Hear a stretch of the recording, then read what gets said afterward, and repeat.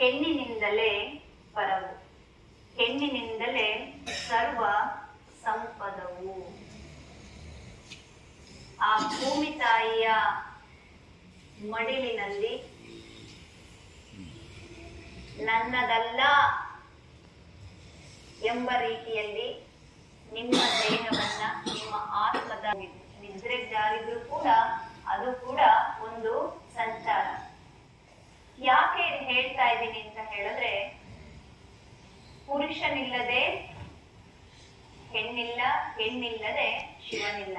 ಶಿವ ಪಾರ್ವತಿ, ಶಿವಶಕ್ತಿ ಅಂತ ಅದಕ್ಕೆ ಹೇಳ್ತೇವೆ. ಆದರೂ ದಿನದ ಹೆಚ್ಚಿನ ಸಮಯ ಅಥವಾ ಹೆಚ್ಚಿನ ಕೆಲಸಗಳು, ಹೆಚ್ಚಿನ ಪ್ರಾಧಾನ್ಯತೆ ನಾವು ಹೆಣ್ಣಿಗೆ ಅಂದ್ರೆ ತಾಯಿಗೆ ನೀಡ್ತೇವೆ. ನೀವು ಯಾವುದೇ ಕತೆ ಕಾದಂಬರಿಗಳನ್ನ, ಹಿಂದಿನ ಕಾಲದ ನೀವು ರಾಮಾಯಣವನ್ನ ನೋಡಿ, ಮಹಾಭಾರತವನ್ನ ನೋಡಿ, ಭಗವದ್ಗೀತೆಯಲ್ಲಿ ಕೂಡ ನೀವು ನಿನ್ನೆ ಇಲ್ಲಿ ಕೇಳಿಸ್ಕೊಳ್ತಾ ಇದ್ರಿ.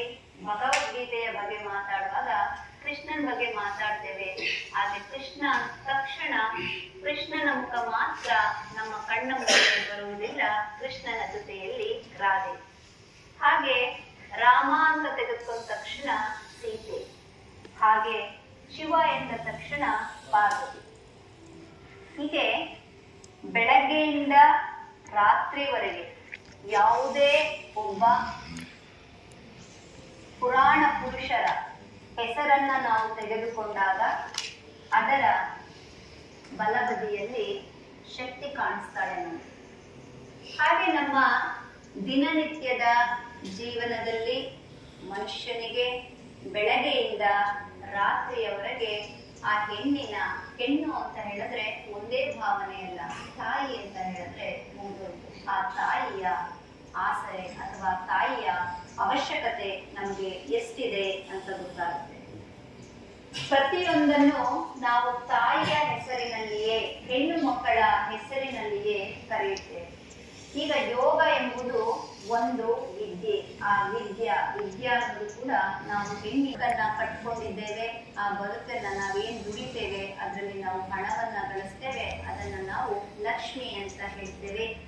ಹಾಗೆ ನಾವಿಷ್ಟೆಲ್ಲ ದುಡಿತೇವೆ, ಯೋಗ ಮಾಡ್ತೇವೆ, ಫೈನಲ್ ಆಗಿ ನಮ್ಗೆ ಏನ್ ಬೇಕು ಅಂತ ಹೋದಾಗ ಮನಸ್ಸಿಗೆ ಶಾಂತಿ ಬೇಕು ಅಂತ ಹೇಳ್ತೇವೆ. ಅಲ್ಲೂ ಕೂಡ ಹೆಣ್ಣು ಮಗಳ ಹೆಸರಿನಿಂದ ಆ ಒಂದು ವಿಚಾರಕ್ಕೆ ನಾಮಕರಣವನ್ನ ಮಾಡ್ತೇವೆ.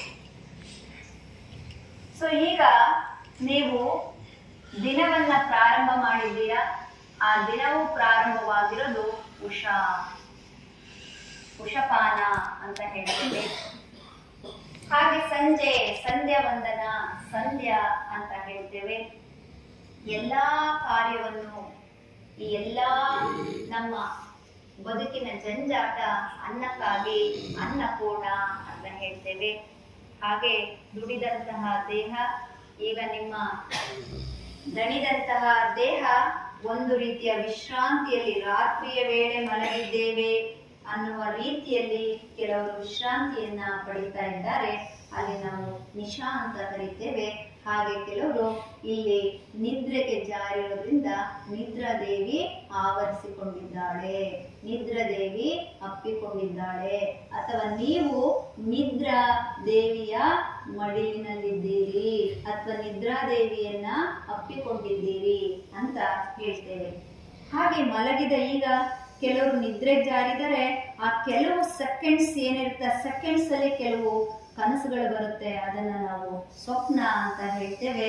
ಹಾಗೆ ಈಗಾಗಲೇ ನಾವು ಮಂತ್ರಗಳನ್ನ ಹೇಳ್ತೇವೆ. ಎಕ್ಸಾಂಪಲ್ ಹೇಳೋದಾದ್ರೆ ಗಾಯತ್ರಿ ಮಂತ್ರ ಇಡೀ ಪ್ರಪಂಚದಲ್ಲಿ ಒಂದು ಪವರ್ಫುಲ್ ಮಂತ್ರ ಅಂತ ಹೇಳಿದ್ರೆ ಅದು ಗಾಯತ್ರಿ ಮಂತ್ರ. ಹಾಗೆ ಮತ್ತೆ ನೀವು ಭಗವದ್ಗೀತೆ ಬಂದ್ರೆ ನಾವು ಗೀತವನ್ನ ಓದಬೇಕು.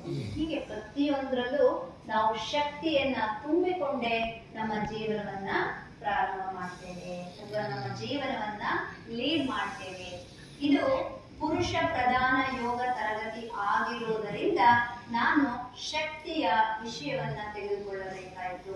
ನಾನು ಹೆಣ್ಣು ಮಕ್ಕಳಿಗೆ ಪ್ರಧಾನವಾಗಿರುವಂತಹ ಯೋಗ ತರಗತಿಯಲ್ಲಿದ್ದಾಗ ಅಲ್ಲಿ ಪುರುಷ ಪ್ರಧಾನವಾದಂತಹ ಅಂಶವನ್ನ ತೆಗೆದುಕೊಳ್ತೇನೆ. ನನ್ನ ಉದ್ದೇಶ ಒಂದೇ, ಇಲ್ಲಿ ಹೆಣ್ಣು ಗಂಡಿಗೆ, ಗಂಡು ಹೆಣ್ಣಿಗೆ ಎಷ್ಟು ಮುಖ್ಯ, ಶಿವಶಕ್ತಿಗಳು ಎಷ್ಟು ಮುಖ್ಯ ಅಂತ ಹೇಳಿ ಹೆಣ್ಣಾಗಲಿ ಗಂಡಾಗಲಿ ನಿಮಗೆ ಅರ್ಥ ಮಾಡಿಸುವುದೊಂದೇ ನನ್ನ ಮೂಲ ಉದ್ದೇಶ ಆಗಿದೆ. ಹಾಗೆ ನಿಮ್ಮ ಯಾವುದೇ ಒಂದು, ಈಗ ಎಕ್ಸಾಂಪಲ್ ಹೇಳಬೇಕು ಅಂದ್ರೆ, ನಿಮ್ಮ ಮ್ಯಾಟ್ ಮೇಲೆ ನಿಮ್ಮ ದೇಹ ಇದೆ, ಅದು ನಿಮ್ಮ ತಾಯಿಯ ಗರ್ಭ ಗುಡಿಯಷ್ಟೇ ಪವಿತ್ರ, ಅಷ್ಟೇ ನಿಮಗೆ ಪೋಷಣೆಯನ್ನ ನೀಡ್ತಾ ಇದೆ, ಪ್ರೊಟೆಕ್ಷನ್ ಅನ್ನ ಕೊಡ್ತಾ ಇದೆ. ನಿಮ್ಮ ಸುತ್ತಮುತ್ತಲೂ ಯಾವುದೇ ನಕಾರಾತ್ಮಕ ಶಕ್ತಿ ಹರಿಯೋದಕ್ಕೆ ಬಿಡಲ್ಲ. ಕೆಲವರು ಒದ್ದಾಡ್ತಾ ಇದ್ದಾರೆ, ಕಾಲು ಕೈ ಎಳಿತಾ ಇದೆ, ಸೆಳೀತಾ ಇದೆ ಅನ್ನೋ ಅರ್ಥ ಅಲ್ಲಿ ನಕಾರಾತ್ಮಕ ಶಕ್ತಿ ಇದೆಯಲ್ಲ, ಆ ನಕಾರಾತ್ಮಕ ಶಕ್ತಿ ಮತ್ತು ಧನಾತ್ಮಕ ಶಕ್ತಿ, ಋಣಾತ್ಮಕ ಧನಾತ್ಮಕ ಎರಡು ಶಕ್ತಿಗಳ ಗುದ್ದಾಟ ನಡೀತಾ ಇದೆ. ನಾನಾ ನೀನಾ, ನಾನಾ ನೀನಾ. ಫೈನಲಿ ಯೋಗದಲ್ಲಿ ನಮ್ಗೆ ಉಳ್ಕೊಳ್ಳೋದು ಧನಾತ್ಮಕ ಶಕ್ತಿ ಮಾತ್ರ. ಅದರಲ್ಲಿ ನೀವೆಲ್ಲರೂ ನಂಬಿಕೆಯನ್ನ ಇಡಿ.